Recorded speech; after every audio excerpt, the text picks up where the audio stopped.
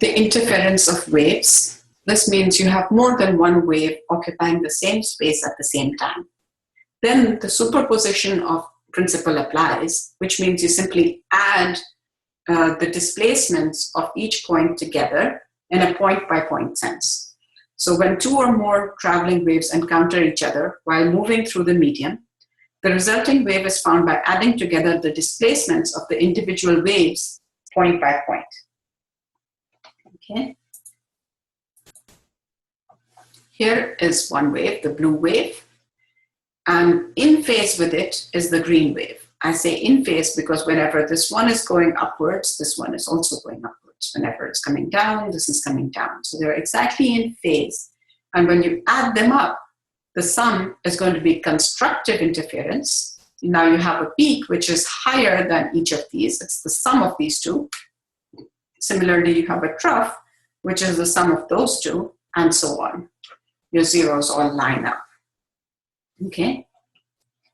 So this is called constructive interference, as opposed to, we'll come to destructive interference in a minute.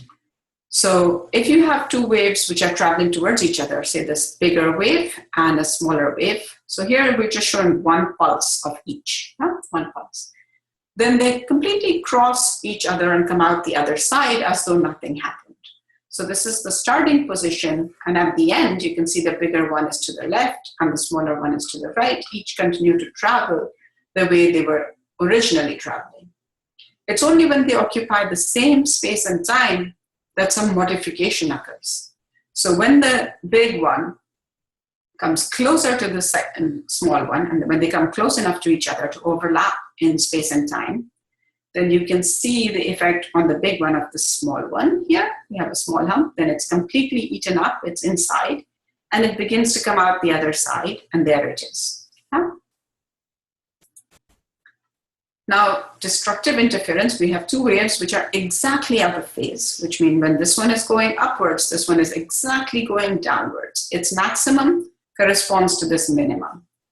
All the zeros match up. This minimum corresponds to this maximum.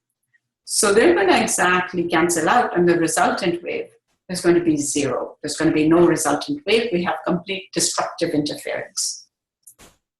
We say that our waves are 180 degrees out of phase. Okay.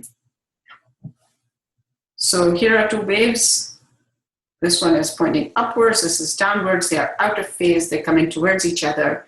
The same thing is going to happen at the end. They will cross each other successfully. But in the process, they will overlap. They're coming closer to each other. As they overlap, the smaller one goes inside the bigger one, and the bigger one is reduced in amplitude. Yeah? And as the smaller one comes out again, the bigger one grows back in size. Yeah? So waves are able to cross each other as though nothing happened, except for the position and time where they overlap. Okay? Then you have to superimpose them.